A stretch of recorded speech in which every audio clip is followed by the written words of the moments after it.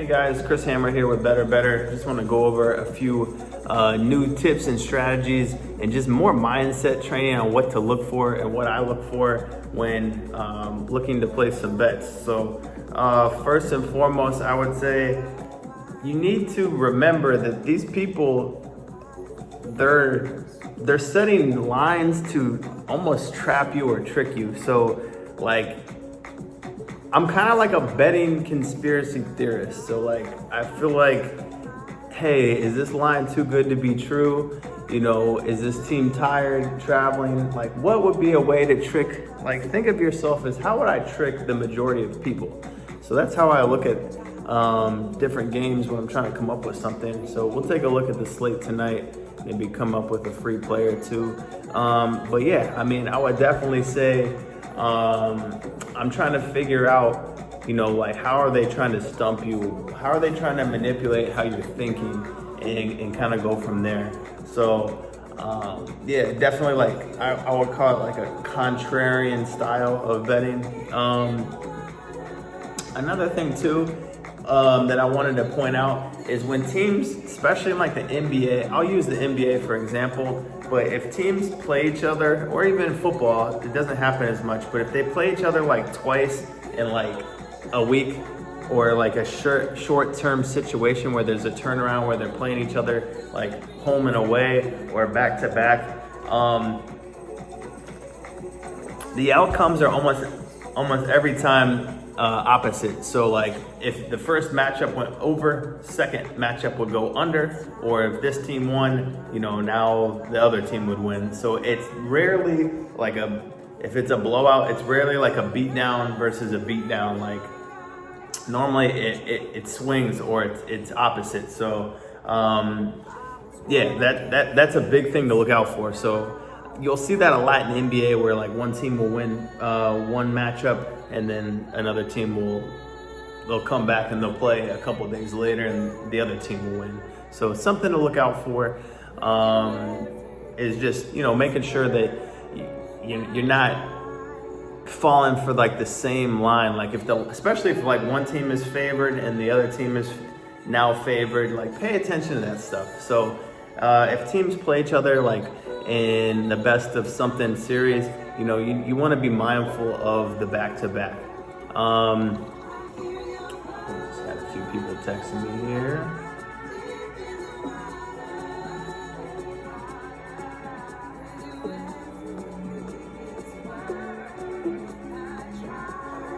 But yeah, that's one thing to look for. Last video we talked about injuries and how they're kind of like a fake out or a pump fake that are trying to get you to think a certain way.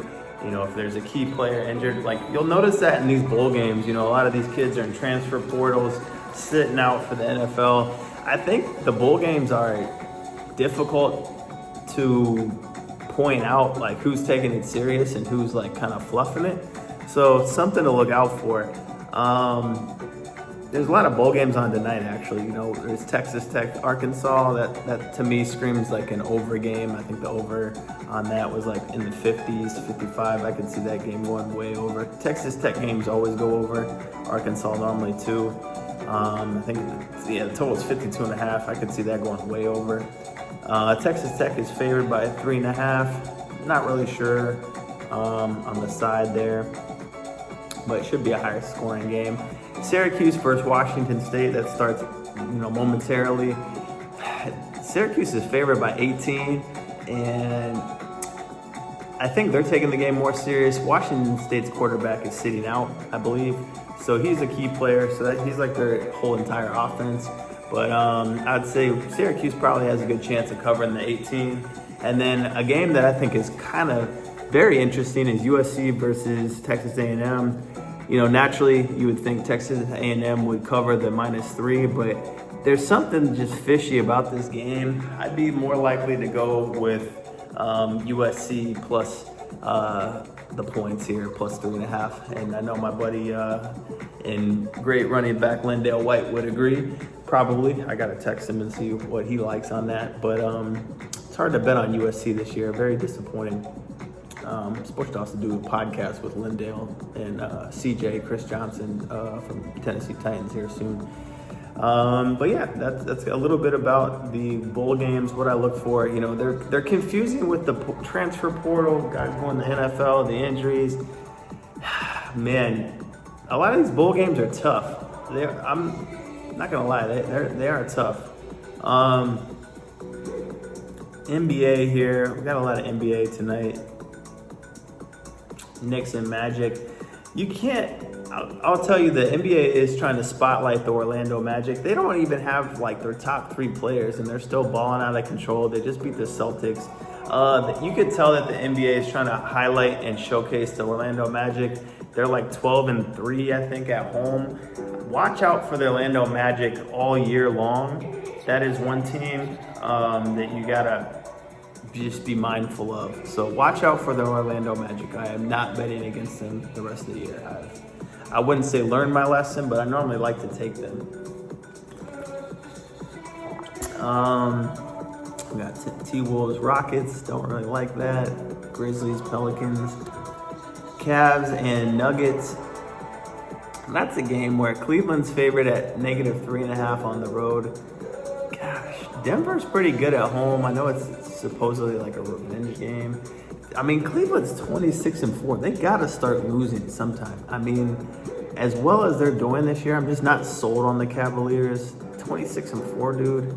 I mean, they're balling, but golly, like they gotta lose sometime, and they gotta stop covering spreads. Unfortunately, Denver is a popular team because they won it recently, so a lot of people like to back Denver. They're not really a team I like to bet on too terribly much, but in this particular spot, I do like Denver Nuggets. Suns and Mavericks. I think Luka's out. I'm not a big fan of betting on the Suns. So, and then Warriors Clippers. That spread's 6.5. No Steph Curry is what I've heard.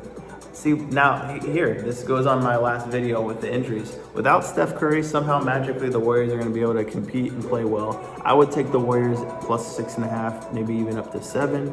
And almost same thing with the Mavericks. They're negative or plus 1.5, which is a spread that I hate the negative 1.5 for Phoenix. I hate betting on Phoenix Suns anyway. I'd probably take the Mavs in that situation. That's just a spread that I can't stand. Okay, so we talked about injuries. We talked about if teams are playing each other on back-to-backs, you know, within a short time frame. You're always going to be conditioned to like compare like the results of the last game and apply it to the next one. It's almost like, think of it similar to how you would think like NBA playoffs. NBA playoffs are normally really easy because game 1, the home team normally comes out and they normally smack. They normally win by like 10, 15, even 20 points. But game 2, normally it's like 2-3-2 or however it goes, but like normally game 2, or the next following game, that if they go on the road, that team has to respond, and they normally respond with the uppercut and a punch, and they normally will cover and blow them out. So you'll see in the playoffs, like whoever has the home court, it's big time important with NBA, and it makes it a lot easier. But the teams respond. You know, it's a little easier to bet on, I feel like. What are some other things that I look for when betting? We talked about fading the public and kind of getting away from that mentality. Previous videos we've talked about just really not really worrying about who's the public. This year and where the game is transitioning to in the betting game is, trust what you see. Like we call it the eye test. Like if you see, and this is more particular with NFL, and we'll use this, like the video I posted yesterday, I said, you know, you should take Seattle, maybe tease it, and then either tease the over or the under. But like the eye test, Seattle to the eye test is a better team than the Bears, right? So we know in our teaser that we're gonna pick Seattle. They're just a better team, plain and simple. The Bears are like 0-9 since that guy did that one like funny stunt against Washington Commanders. So yeah, like I could never bet on the Bears the rest of the season. Like, and they did cover last night. It was an ugly, boring game, a 6-3 final score. But I mean, the Bears will cover some games somehow, some way. But man, I'd rather just take the other team and tease it down for margin of safety. So that teaser came into play again last night. Um, Seattle was favored by 4. They ended up winning by 3. So that's where the teaser comes into play and will save your money, save your chip stack. So you got to tease these games. It's very important. What else? What else can we cover here? College basketball, it's still kind of tricky. Like, it's new. I haven't really slammed a whole lot of college basketball.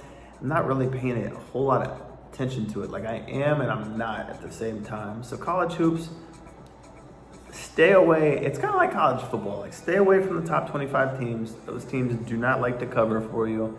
And normally, if they do, it's like 1 out of the top 10 or like 2 or 3, maybe 5 max out of the top 25 cover on a nightly basis. You got to be extremely careful, man. Like, that is one way where you can get cleaned out. Top 25 college football, regular season, do not cover. Top 25 college basketball, regular season, do not cover. So yeah, beware of betting on popular ranked teams to cover. They're just not gonna do it for you. So stay away. Those are traps. Stay away from that shit. If you want to bet those games, tease it, money line parlay it, but do not take the spreads. Do not take the spreads. What else is another strategy that I use? I think timing is important with a lot of this stuff. Like, I rather look at like how a team's performed in the last few weeks. Like, let's just use football, for example, NFL. I like to see what they've done like the last 4 weeks, 3 to 4 weeks. Because like Carolina, for example, they just beat Arizona at home, which I called that money line live at like plus 200 or plus 240. But Carolina's been playing tough as nails. They took the Eagles down to the wire. They got blown out by the Cowboys, but I mean, they've been playing, if you look at their games, I mean, it took Tampa Bay into overtime to knock them out. And I got super lucky. I had like a 16 parlay on that, and it won in like overtime. And Tampa should have lost multiple times, trust me.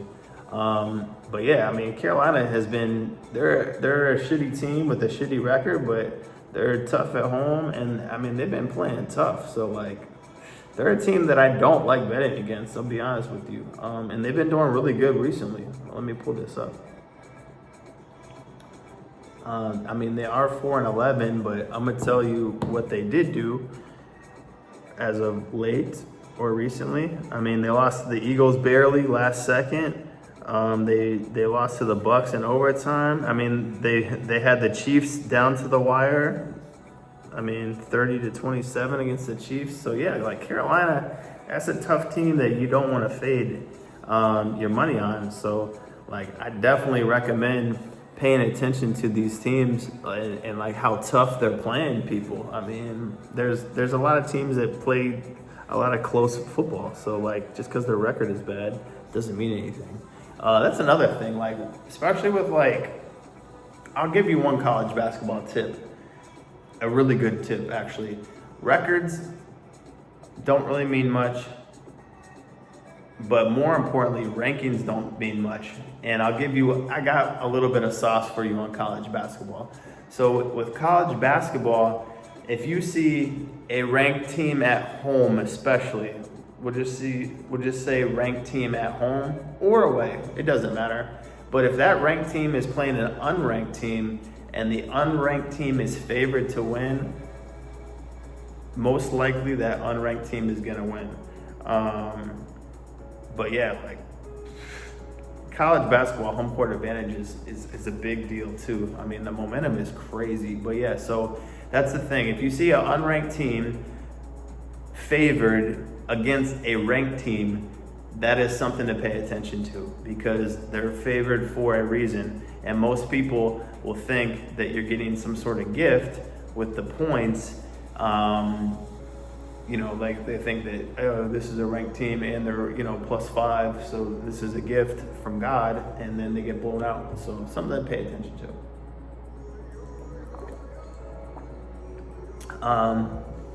And even like the particular areas I'm referencing, like I'd say like rankings from like 10 to 15 to 25. Like, those rankings really don't matter because, like, they're playing a team that could be top 25.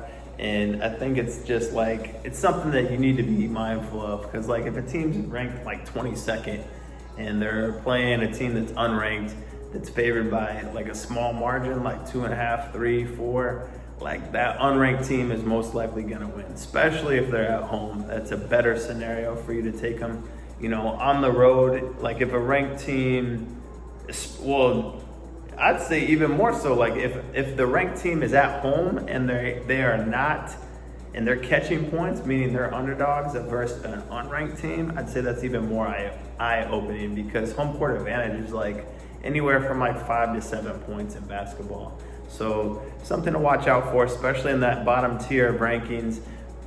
At the end of the day, rankings don't mean anything, but they are really not, they're there to like confuse you and give you like false sense of like factual information. So like, I don't think the rankings mean much in college football. You know, I'll pull these up and you tell me, but I'll also pull them up in basketball too. But I mean, let's break it down. Like Indiana, like they were ranked 8th out of the top 25 in football, and they played Notre Dame, who was 5th, and they pretty much got blown out, right? SMU, they were ranked top 10 in the country. Like SMU football, 11-2. I don't care what you tell me about them. I mean, they got smacked by Penn State. So you would think, being a ranked team and they're top 10, that they wouldn't get blown out by Penn State. I mean, they got blown the fuck out. They literally threw like 3 interceptions in the first quarter. Let's just move down the rankings a little bit here. Here's one that I do like Arizona State. They're number 12. They're 11-2. Like, I think people really overlook Arizona State football, especially this year. And they were predicted to be like dead last or last in the conference. They are gonna play Texas tough. That is almost a free play. I will drop the free play, and I think I did before. But they will cover against Texas. You mark my words. They are going to cover that spread. I think it's like 14. It's a crazy amount. Let's move down the list here. Clemson, Iowa State, Missouri, Syracuse, Army, Colorado, Memphis. Yeah, like these top tier teams, South Carolina, Clemson, BYU, Iowa State, Missouri, Illinois, Syracuse, Army, Colorado, UNLV, Memphis.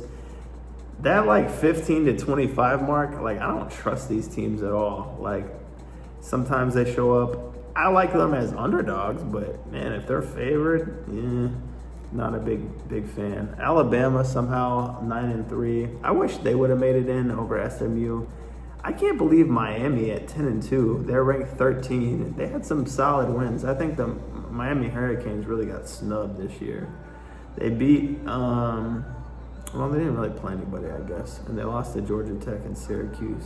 Yeah, they didn't beat or any ranked teams, actually, I don't think, the whole year. So I take that back. And SMU somehow won the ACC 8-0. That is wild. I don't know how the heck that happens. And I like Florida State, and they were 2-10, 1-7, laughing stock.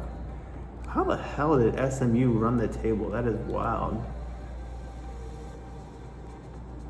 They lost to BYU, got smacked by Penn State, barely beat Louisville, somehow handled Pitt, beat Boston College. I mean, SMU had a good regular season, but they had some good players. I'm shocked that went down the way it did, but it is what it is. Hockey, I don't think I'm going to talk about hockey on this channel at all, even though I do have one Dominican who's pretty good at betting hockey.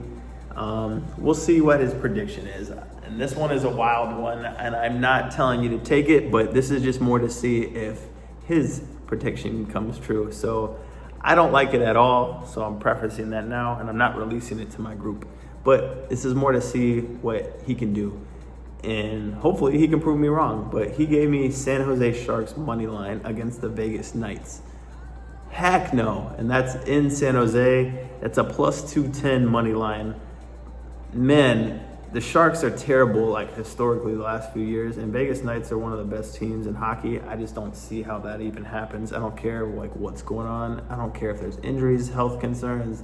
Like, bro, I can't bet on the Sharks. I don't like betting on really crappy teams. Like, maybe they cover the 1.5 goal line, but I don't mess with hockey, and I really recommend that you don't mess with hockey. Some teams to avoid in the NBA, popular ones with stars. I'll tell you right now, the worst team to bet on in the NBA is the Boston Celtics. They are losing like negative 1,400 money lines, negative 1,000 money lines. They lost to the Bulls. They lost to the Magic. I mean, I can't bet on Boston, man, and I'm sorry, but I'm just not gonna do it. Not betting on Boston. Heck no. And I also don't like betting on the really bottom tier teams. So like the Pelicans suck. Can't bet on them. I don't like betting on teams that are just historically bad for that season. Like it's a miracle that they still even show up. Like the Pelicans, Wizards, stuff like that. Like stay out of like the bottom tiers of anything, because you can expect that team to show up and be themselves. So, but yeah, that's a little bit of free game on rankings. Like in the betting world, rankings don't mean anything at all. So like, whenever you see that, that's one big mistake that I see a lot of people. That's the one thing I want to communicate is rankings don't mean anything in the world of betting. So don't let that kind of like skew your perception. If anything, you should almost use it to your advantage the other way. So I hope this helps. My whole goal is to make you a better. You can go to my website, download my ebook for free at www.betterbetr.com. There's a free ebook on there. Anything I can do to help the betting world, that is my life goal, mission, and purpose. I want to drop as many gems on here and free play. I want to give you guys tons of value. If you are looking to take it to the next level, join my community. Highly recommend it. You're going to get high quality plays consistently. And I hope I help you win more money than you've ever won before. But also, I want to help teach you along the way. And more importantly, teach you how to do it on your own and help you become a better. So thanks. Have a good night.